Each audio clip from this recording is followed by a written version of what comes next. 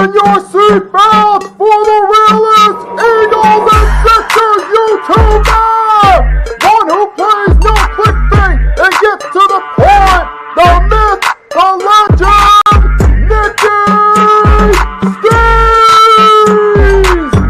Come to my channel, you know the deal. Yo, boy, always keeps things real. I'm simply statue think and slate, dropping unrealistic man. 2K takes for the clip. Even though cats like that get views closer to the milli, never hear me preach, look on to Philly. Before you watch the Eagles all the way through the early 22, authentic talk, forget what others do. Come to my channel, you know the deal. Yo, boy, always keeps things real. The 24/7, 365 way.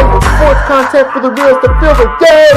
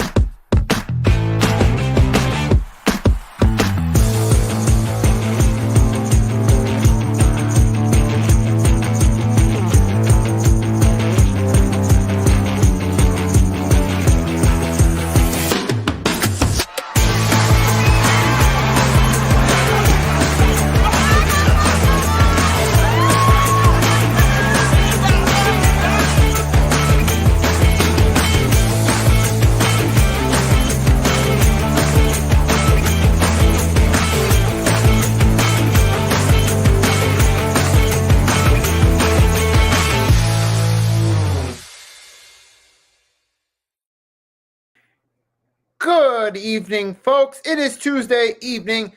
Week 13 of the NFL season is in the books. And this episode, we're going to have a different format because I figured the format throughout most of the season, going through the main games, talk about the winners and losers, was effective throughout the season. But now that we're late in the season, I'm going to change up the format. I'm still going to talk about the games, but there's going to be a different way I go about it. But first, we're going to start off by acknowledging that this was a great week for picks because you guys know that follow me. I do the pick'ems every Wednesday night, 8 p.m. Eastern Standard Time, where I do weekly picks. And last week was an awesome week. I'm going to show you guys just how awesome it was. Last week I dropped in my picks. Check it out, baby. 16-0. Yep, Lions correct. Cowboys correct. Packers correct. Kansas City correct. Chargers correct. Colts correct. Seahawks correct. Commanders, Texans, Steelers, and you start to get the point. All games picked perfectly. The score was way off for the total points, but guess what? 16-0 for picks. It was the first time in my life I did that, so I'm proud of myself on that one. But now, enough bragging about my perfect record with weekly picks. Let's actually talk about the week itself. And for this week, we had our Thanksgiving games kick us off. We kicked off with the Lions and Bears, and Detroit Lions once again pulled off a win, but in a bit of a tougher battle. And we guys saw at the end, the Chicago Bears rallied back, made it a 3-point game in the fourth. And then, for some peculiar reason, late in the game, Caleb Williams gets sacked. The Bears have a timeout, but they didn't stop the clock. They tried to huddle to the line of scrimmage. They took about 30 seconds off the game clock. All they had time left for was one play where they had to go to the end zone, and they didn't come close, and the pass was incomplete. And as it was such an incompetent decision that it led to the Chicago Bears firing Matt Eberfloss after that botch finish the next day. I decided to go, before I came on here, to go through what some of the analysts were saying. And I saw something from First Take that Matt Eberflus tried to defend himself and just gave an absolutely ridiculous defense. I decided to clip it on YouTube, and I'm going to share it with you guys and give you my thoughts. I like what we did there. Again, once it's under 7, you're gonna call timeout there, or actually under 12, and then really you don't have an option. Because it's 3rd to 4th, you got to throw it into the end zone then. So to me, it's I think we handled it the right way. I do believe that, he just re-racked the play, get it in bounce, and call timeout, and that's why we held it and didn't work.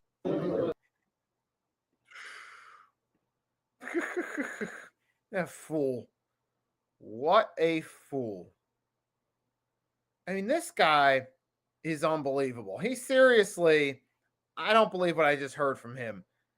Seriously, I don't see how you defend yourself in that situation because he tried to say, well, it's under 12, you call it timeout.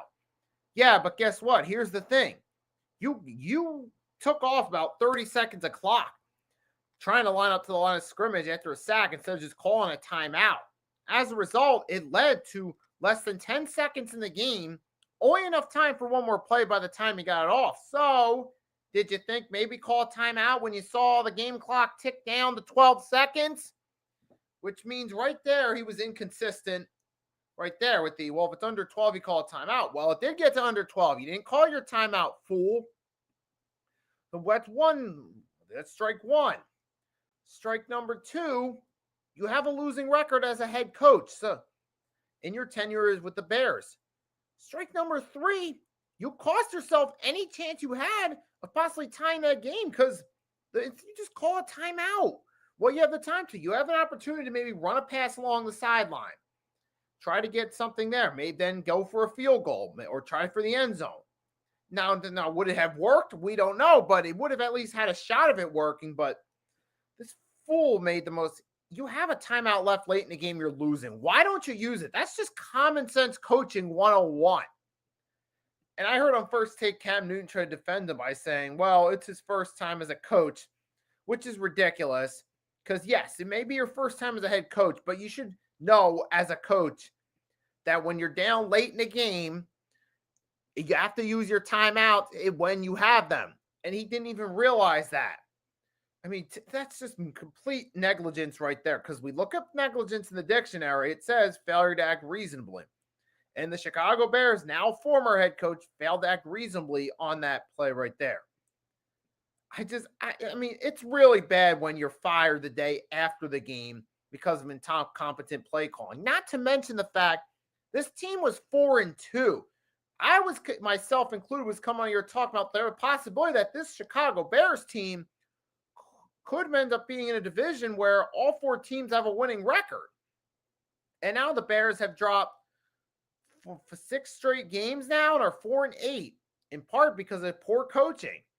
They should have fired him during the offseason and gotten a new coach to start with Caleb Williams and start fresh. But this happens this has happened repeatedly. Football Talk with Bo pointed this out in the Sunday Countdown show. With the Bears have a history going back to like the 2010s. They drafted Mitchell Trubisky. John Fox was the coach. He gets fired in between years 1 and 2 for Trubisky. Justin Fields steps in 2021. Nagy gets fired in between 21 and 22. Justin Fields is a new coach his second year. Caleb Williams gets drafted in 2024. Matt Eberfloss is the head coach's rookie year. He's been fired before the season's over. He'll have a new head coach his second season. So that's another problem with the Bears management organizations. They keep putting themselves in this situation where their drafted quarterbacks have different coaches year 1 and year 2, which is hard to develop a quarterback when they don't have a coaching style to get used to playing under. Because if you're a quarterback, you come in your rookie year, you have to try to learn a system. You spend the whole season trying to learn a system, work on your game, get familiar with your coach. Then your coach is out. Year 2, you got to start over with a new coach, learn that coach's system, and hope it works out. That's not a good recipe for success. It's not a great way to set yourself up with long-term success with a quarterback. And the Bears have a history of doing this recently. Like I said, you go back Trubisky, John Fox, then Matt Nagy, Justin Fields, Matt Nagy, then Matt Eberfloss. Now Caleb Williams, Matt Eberfloss, and whoever the next head coach will be. But this was, and this goes to show you that, yeah, the Chicago Bears made another poor coaching hire when they hired him. The fact that that he made such a decision so horrible that you decided to fire him as a result of it during a game, in a close game that you almost came back and won. But the decision-making by the coach at the end was so horrific that, and his excuse to defend himself was so poor that they had to fire him. That, my friends, is the sign of poor coaching. But, oh my God, but yeah, that's just so. But the Chicago Bears, it's a shame throughout the years, knew what the biggest problem with them. It isn't necessarily talent itself. It's not the fact that, it's the fact is poor management. They keep hiring the wrong coaches. It's obvious that you keep hiring all these coaches that don't pan out. You're doing something wrong in the interview process when you're evaluating your coaches. Whoever's doing the interviewing for head coaches needs to take in a different criteria for the next time they hire a head coach. Because if this is happening repeatedly, you're doing something wrong as the interviewer. There's something you're not doing right in the evaluation that leads to you hiring failed head coach after failed head coach. And for the Bears, this is just an example of what happens when a team stays stuck in its own way. They can't get out of their own way, and they continue to make incompetent decisions time and time and time again. And Matt Eberflus, being the head coach of the Bears, is just the latest in a continuing, ongoing comedic saga. Chicago Bears and poor head coach hires post Lovie Smith, because the last time they had any stability at head coach was Lovie Smith, and before that, Mike Ditka. So we're talking two head coaches that had some stability in 4 decades. That's not good from an organizational standpoint. And for the Chicago Bears, well, you're really going 5 decades now because you're counting the 2020s. You go 80s, 90s, 2010. But you get the point. Chicago Bears need to do something drastically different. They need to reevaluate what they're looking for out of a head coach when they determine if this guy's qualified for the job. And Matt Eberflus's decision at the end, the fact that he defended his decision goes to show this guy was not qualified to lead as a head coach. Now, the Chicago Bears were right to fire him, but personally, I thought they should have fired him last year from their point of view. But they waited till now, and they're going to have to deal with the consequences that come with it. You set Caleb Williams back a little bit, and it's a shame this came in a game where he actually did solid for himself. I mean, he didn't have a greatest game in the world, but he helped come on. His performance improved in that fourth quarter during that comeback. He hit DJ Moore in stride several times. He had good chemistry with him. And the team was starting to move, and they were getting through that Lions defense. They found some cracks in their defense, and they had a shot at a comeback. Now, would they have pulled it out if they did call a timeout and manage the clock better at the end? Not necessarily. We don't know, but that botched clock management at the end of the game ruins any chance the Bears had at a comeback. With that being said, while we're still in the subject of the NFC North, let's talk about who the best team in the NFC North is. So we're going to segue out of Chicago Bears, and we're going to talk about the division itself. Now, as of right now, by default, everyone's saying that the Detroit Lions are the best team in the NFC North because they got home field advantage in the playoffs. They're the best. They're playing their best football right now this season. This is the best they've played in years. The first time in nearly a century, the Detroit Lions have won 10-plus games. They're the odds-on favorite to make the Super Bowl. So by default, they're the best team. But here's the thing you got to factor with the Lions as well is key injuries. Aiden Hutchinson out for the season. It hasn't hurt them yet, but you got to wonder come playoff time where teams are playing with a lot more hunger and are a lot more motivated to win, is that going to come back to hurt the Lions come playoff time? That's a key question you got to ask yourself right there. And then you go ahead and you get yourself another guy. You decide, all right, Aiden Hutchinson's out. Zadarius Smith. But Zadarius Smith has been in and out of the lineup. Now, don't get me wrong. Lions are a phenomenal team. They know how to run the ball. They still got a good defense. Jared Goff, how's he going to fare in clutch situations? That remains to be seen. But you still have David Montgomery, Jamar Gibbs, Amon-Ra St. Brown, Jamison Williams. You still have good weapons. Sam Laporta at tight end. You have good weapons on offense for the Lions. So you still have a very good team around you. But the question, we get to the playoff time, is it possible someone that not having Aiden Hutchinson could come back to get him? And plus, they mentioned Kyle Pico's out. Makia Wingo's out. David Beta's on IR. Malcolm Rodriguez on IR. If Tua Melafulu's on IR. I mean, you look at this. I'm going to show you the depth chart, show you how many guys from the Lions defense are on IR, because that's the biggest concern with them come playoff time. Take a look. all these different guys on injured reserve for that Lions defense. Just wait. Oh, uh, uh, uh. I mean, the defensive side of the ball, they're banged up. While they're still healthy on offense, you got to wonder if that's going to catch up to them, because it looked like in the fourth quarter of that Bears game, it did catch up to them. And that's what helped the Bears come back and make it a competitive game where you could even have a botch finish, as we just got finished discussing. The point being, though, is the Lions defense did show some vulnerability in that game against the Bears. And will that catch them come playoff time? That's the big question mark for the Lions. Outside of that, though, they're looking like the top team in the NFC, beside from my team, the Philadelphia Eagles. And that's a discussion for another time, because there's a good possibility it's looking like it could be Lions-Eagles NFC Championship game the way things are going. But the Detroit Lions have a strong case for being the best team in the NFC North. By default, they're in first place, and they've been dominating 10 straight wins, but defense might be their Achilles heel, particularly injuries at once could come playoff time. But then, to be fair, that NFC North, but while we're talking about who's the best team in the NFC North, don't forget you still got the Green Bay Packers. They're starting to catch on. They also had a game on Thanksgiving. They defeated the Miami Dolphins. Jordan Love had himself a good game, 2 touchdown passes. Josh Jacobs had 113 all-purpose yards. He didn't have the greatest running game, but he did have a long reception in the passing game. So he had a total of, like I said, 113 all-purpose yards. And all around, the Packers offense looked good in that game against the Dolphins. Granted, it's a Miami Dolphins team that usually struggles in the cold, but still, you're the Green Bay Packers. You're winning games. You keep building momentum.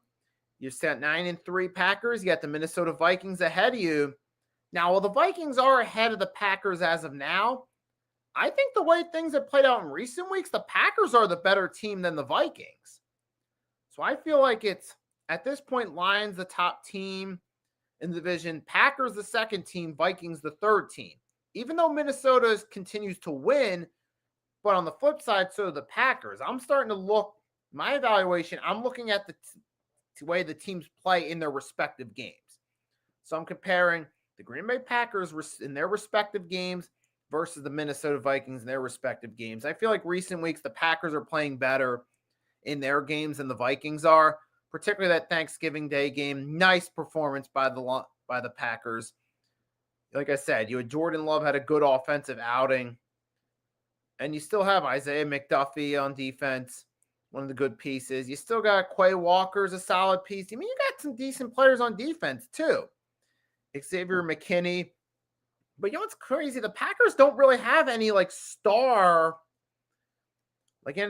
superstar wide receivers, which is actually kind of a good thing, because it takes the pressure off some of those players, and it gives Jordan Love a variety of options to throw the ball to. And we've seen it at times. And Christian Watson's a name, but he's not a superstar. But that's good for the Packers. Their defense, McKinney, I'd say, is the closest thing you got to a superstar on the defense. But you have a bunch of players that aren't superstars, but are a good batch of players. And I think that's good for team chemistry, because you don't really put a whole lot of pressure on one player. Their salary cap demand isn't too high, which is good for the team, because that can give you more room to keep your guys around going forward. But that's another discussion for the offseason. But I feel like the Packers, they've been playing better in most of their games than the Vikings, because while the Vikings continue to win, they've been winning ugly in some of their wins. Like, we look at their game, like the Cardinals, they had to come back and win that game. Now, to be fair, they stuck it out. They pulled out a winning and did their thing as a team, but it was a bit of a struggle. And then let's take a look. Let's just go back and take a look at some of the previous games with that. But then you also look at the Jaguars. The Vikings barely beat the Jaguars, and they beat them in a sloppy game. I even came on here afterward and said I wasn't impressed with the way the Vikings won. Even against the Titans, they kind of played down. So I'm looking at, so even though the Vikings have the better record than the Packers, I feel it's Lions 1, top of the division, Packers 2, Vikings 3 in that division. So yeah, even though Vikings have the better record, I'm leaning to the Packers being the better team in that division, because they've played up to those standards better. I mean, you can look at the fact that, oh, the Packers played close against the Bears, but all three teams that recently beat the Bears in that division played close games against them. So that's an invalid critique to me. But but that's where I stand right now with those teams in that division. But moving on now, while we're still on the subject of the North, let's switch gears and talk about the AFC North a little bit. Well, I talked about the Eagles, Ravens. We also talked about, well, the Cleveland Browns are a bit of a dumpster fire. They did have a competitive game against the Broncos, but the Broncos got the better of them. Jerry Jeudy shined in his return, but fortunately still stuck on a bad team. But this is about the Steelers. Pittsburgh Steelers stay in first place, retain possession of it in the AFC North. They bounce back with a big win over the Bengals, and the Ravens lost to my Eagles. Now that turns momentum around. And for the Pittsburgh Steelers, I'm looking at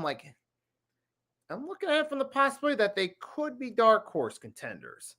Because, yeah, after last week, everyone panicked and said, this team isn't it. They lost to the Browns, but now they bounce back and defeat the Bengals and score over 40 points. So that puts in the perspective of, okay, last week was just a fluke. Steelers are back. They could still potentially be contenders in the AFC this season. But I feel like they're going to have to, if they want to get back to the promised land and try to win a Super Bowl, this has to be their year. Because, yes, Russell Wilson, while he's played better this year, he's not a spring chicken as far as a quarterback goes. He's a veteran. He's only going to be around for so much longer. So you want to strike while the iron's hot and get it done now. But the Steelers, I feel like they're I still think Buffalo and Kansas City by default, because they've been there before, are the two teams likely to make the Super Bowl representing the AFC. Steelers, they're a dark horse team that could make a run maybe to the conference championship, but I think it's either going to be Kansas City or the Buffalo Bills making the Super Bowl for that conference. So I think the Steelers are a good team. They're going to pose a challenge, but I don't think they're Super Bowl ready at this point. But that's my take. You guys can comment, let me know what you think, because I'm looking. Don't get me wrong. Steelers are a good team. They have an excellent defense most of the time. Granted, they didn't look like a great defense against the Bengals, but hey, Bengals are a high-powered offense. Their biggest struggle is defense, which is why they lost a lot of games. But the Steelers have a great defense. TJ Watt lights out, an elite. You got an elite TJ Watt in his peak. You also got, on offense, you still have Russell Wilson kind of returning to form. George Pickens still a good receiver. So you still got a good team around you, but I'm not sure how they'd match up against Buffalo or Kansas City. And speaking of Buffalo, let's switch gears, talk about the Buffalo Bills.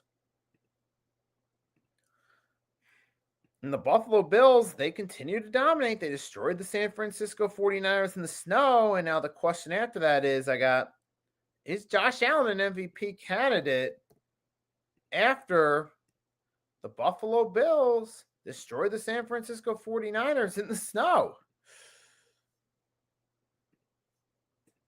I don't know. You guys let me know what you think. I mean, for me, I got to consider Josh Allen an MVP candidate for sure. To me, the main candidates for MVP at this point are Josh Allen and Saquon Barkley. It's between those two, hands down. And look at what they did in the snow against the 49ers. Josh Allen went out there, had an excellent game, had threw 2 touchdowns. You had Dalvin Cook also had 2 touchdowns on the ground. But throughout the season, the key factor to the Buffalo Bills has been Josh Allen dominating the way and paving the way for this team.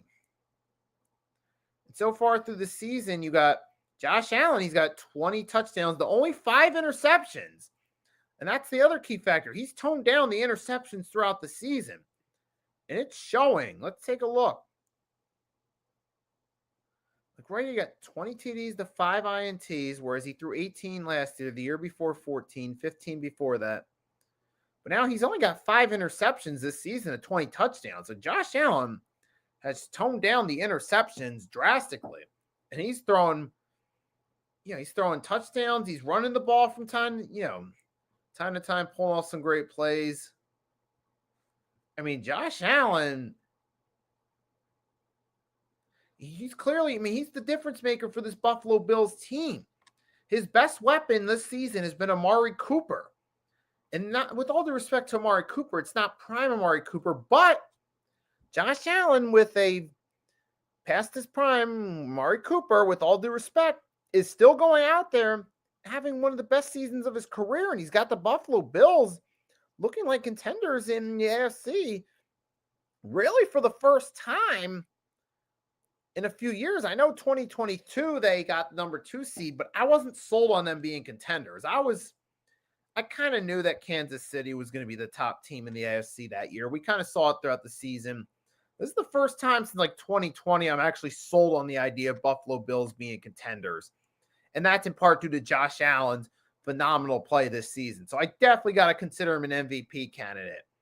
Just, that improvement in his game has the Buffalo Bills looking like legit contenders. Then, of course, on the NFC side, Saquon Barkley, who's with my team, he's been leading the way on offense most of the games this season. I feel if Saquon wasn't with the Eagles, they'd be 6-5 without him. So I got to consider a strong case for him as MVP as well. The point being is I'm now at the point where I feel it's between Josh Allen and Saquon Barkley for MVP. And Lamar Jackson's had an excellent statistical season as well, but the Ravens aren't dominating. They've taken a step back. Last year around this time, they were looking like Super Bowl contenders, but this year, they're looking like a wild card team.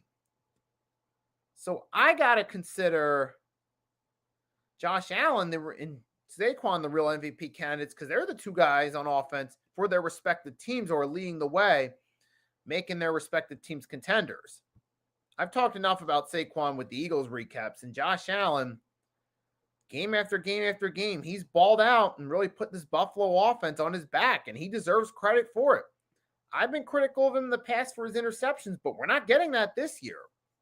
So I got to consider it's a strong case between him and Saquon. Matter of fact, eventually I'm going to go a poll question on my channel asking you guys, I'm going to put in my community tab on my YouTube channel, asking who you think the MVP is between Josh Allen or Saquon Barkley.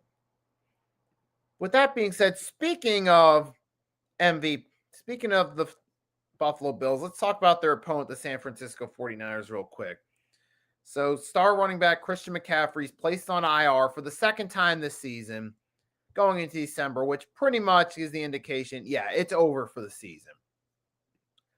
And not to mention, they also put their running back Jordan Mason on injured reserve as well, which, I mean, for the 49ers, it's been pretty much, it's only just a matter of time before the season's officially over. They could technically still make the playoffs, but what are the odds of that happening? They've been dealing with injuries all season. You've seen without Christian McCaffrey how different that offense looks. Well, Jordan Mason has played solid as times. He didn't provide the same spark in the offense because with McCaffrey, his spark came both on the ground game and in the passing game with his speed. Because you could use McCaffrey in the passing game. Once he got on the ball, he could get going with his speed and blaze through the defenses. Well, Jordan Mason's played good at times. He doesn't have that same versatility to be a catcher and to be a running back. And that's clearly hurt their offense. I mean, Deebo Samuel's been in and out of the lineup too, and then Brock Purdy, he's looked a lot more human this year. He doesn't look like the star quarterback we're used to seeing. Yes, sir. Yes, sir. We got Daniel Berry stopping by in the chat as always for his support. Longtime supporter of the Hardcore Sports Network and its content creators. Thanks, Daniel Berry, for stopping by. And for the Niners, obviously, it's been a long season. It's just one of those things. You might want to consider moving on. And this is going to be a discussion for another time. Is should the 49ers move on from Kyle Shanahan? At this point, you could talk about a bit of a roster revamp because Brock Purdy's not looking like that quarterback you thought he was going to be. Without those key weapons around him, he does not look like a star quarterback at all. And you can say, oh, well, he doesn't have guys to throw with. Yes, that's true. But you also look at, I'm going to compare him to another late round pick, Tom Brady. Early in Brady's career, how many weapons, like big weapons, did he have to work with? Deion Branch, Troy Brown, Benjamin Watson, those aren't exactly great wide receivers, but Brady found a way to make it work. Brock Purdy is a late round quarterback who has guys there. Ayuk, Samuel, McCaffrey. Now, granted, some of those guys have been missing due to injuries. Yes, injuries have hit them hard too. But at the same time, you're not seeing Brock Purdy show the ability to overcome the lack of true star receivers when they were injured that Tom Brady showed early in his career. So, and look at even Patrick Mahomes. In 2022, when they won that second Super Bowl against my team, how many star receivers did they have? You had Travis Kelce at tight end, but outside of that, was Juju a star? No. I mean, the point being is, yeah, quarterback can lose their weapons, but quarterbacks who still play good without them get more praise. You even go back to the Donovan McNabb years with the Eagles, Todd Pinkston, James Thrash. They still were able to make runs to the conference championship. They couldn't get over the hump and they couldn't get to win a Super Bowl, but they still made a lot of deep playoff runs without weapons. Brock Purdy's not showing the ability to do that. Or even take a look at a prime Cam Newton who didn't really have great weapons, but still made the most of what he had, could still get the Panthers to the playoffs, had a regular season MVP and a Super Bowl start. But I'm not seeing that from Brock Purdy. So to me, Purdy's been exposed as a game manager. And I think it all goes back to that decision not to draft Patrick Mahomes back in 2017. For the Niners, you got to reevaluate your long-term future, though, because this year without McCaffrey, you haven't had the same luck. You got to maybe start thinking about quarterback. Who's going to be the long-term answer? I mean, obviously, Purdy will get some benefit of the doubt because his weapons have been injured, but I do got to take that into consideration. But with that being said, we're about to close this thing out in a minute. But for the last bit of the show, I'm going to talk about the NFL playoff picture for a little bit. I'm going to talk about the NFL playoff picture. Oh, wait, but before we talk about the NFL playoff picture, there was NFL history made throughout week 13. You had several statistical feats were reached, and I'm going to share it with you guys in a second.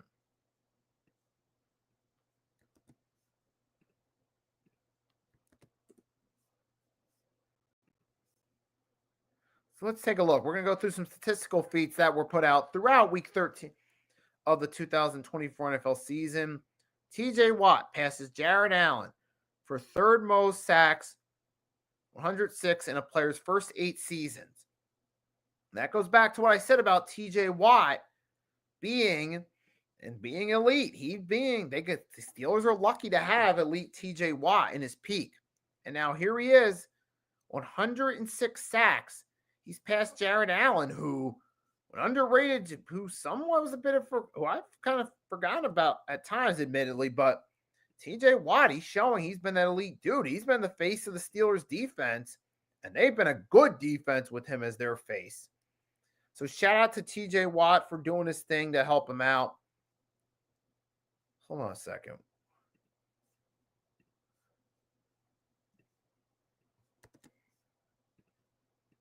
Give me 1 second, folks. We still got another historical feat to share with you guys.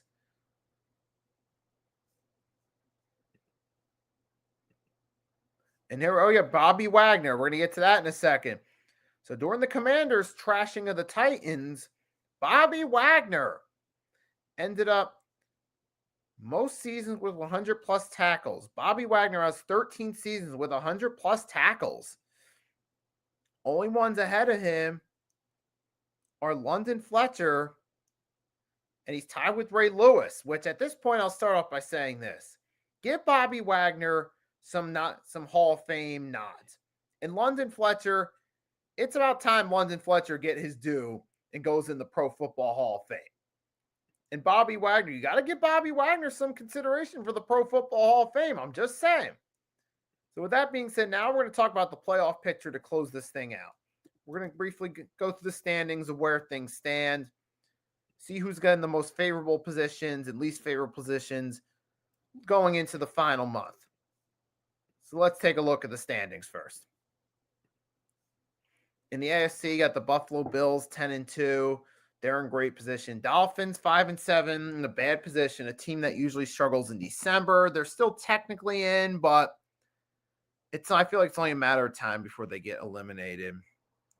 Jets, Patriots, forget about. Texans 8-5. Well, we'll look at the rest of their division. They should still have a shot. So I think the Texans are likely going to be the number 4 seed. Then you got AFC West. You got Kansas City. We talked about it before. I mean, they are defending champs. Can't count them out. Then you got the Chargers at 8-4, looking like potential dark horse. Then you got the Denver Broncos at 8-5. I mean, I got to give credit. The Broncos, Sean Payton's found a way to make something with that team. Even some people say that's because of the easy schedule, and it is in part, but hey, going 8-5 as a team that's been struggling for years is not an easy feat. And I got to give Sean Payton credit for being able to make that Broncos team a formidable team, because that's never an easy feat, no matter how easy your schedule may seem on paper. Some credit to the Broncos. Although I see the Broncos likely being the 7th seed. I mean, they're in favorable position based on the fact they haven't been to the playoffs since 2015, since that Super Bowl 50 championship win.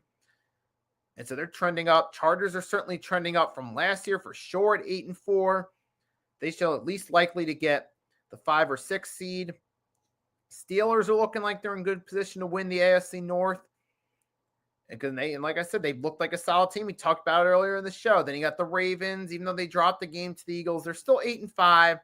As long as they stay healthy this final stretch, they should make the playoffs. But I feel like they're trending downward based on the expectations they have this year compared to last year.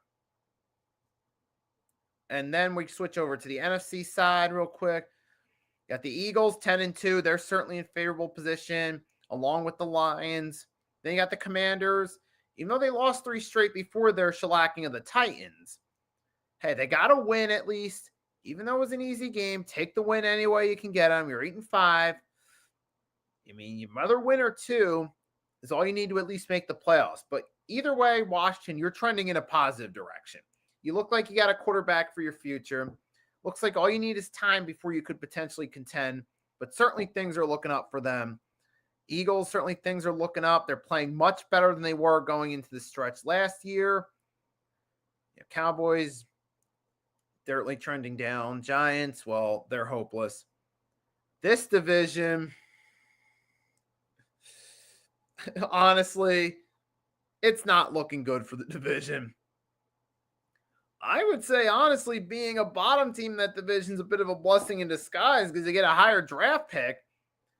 I think being a 4 seed and getting eliminated in the opening round, I don't think that's going to do good for either the Falcons or Bucks. NFC North, you got the Lions, Vikings, and Packers all trending upward. Lions look like Super Bowl contenders, Vikings exceeding expectations, Packers rebuilding in the Jordan Love era, going in a positive direction. Bears are stuck in the same situation. NFC West, I mean, Seahawks and even the Cardinals, even though they've lost a few straight, they are 6-6. They're doing better than expected. They're at least trending upward for the future. You're hoping if Kyler stays healthy, maybe there's a chance. And the Seahawks, well, I don't know. They're kind of stuck on the same position they've been the past couple years. The main reason they are winning the division, not to take away from the fact that they're 7-5, they deserve props for it, but they're also 7-5 because of the Niners downtrend. So the Seahawks, even though it's nice that it's good for their fan base, they're winning the NFC West, but sorry, Bo, but I feel like your team's kind of stuck in the same place it's been the past couple years, just with greater odds of winning the division. And for the Niners, obviously a downward trend from last year. Super Bowl losers curse catching them. Rams are kind of stuck in the middle. But for the NFC, Eagles, Lions trending up. Washington's at least going in the right direction. Vikings, Packers looking like the best teams in the NFC based on what we've seen. So with that being said, I went through all the main things I was going to discuss for this show. So to everyone that tuned in, thanks for tuning in. I hope you enjoyed it. If you caught all of it or part of it, thanks for stopping by. If you haven't done so, make sure to drop a like on whichever platform you're watching if you haven't done so, to show your support, and subscribe to the channels if you're new. We got the my channel, the Nikki Stees channel, and then the Hardcore Sport. There you go. Nikki Stees channel right here, and the Hardcore Sports Network. Link there are the links to subscribe if you haven't done so yet. So with that being said, thanks for tuning in. I hope you enjoyed this. Hope you enjoy the rest of your night or your rest of your day if you're catching it on the replay sometime Wednesday. With that being said, again, thanks for stopping by. Take care. It's your boy Nikki Stees signing off. Peace.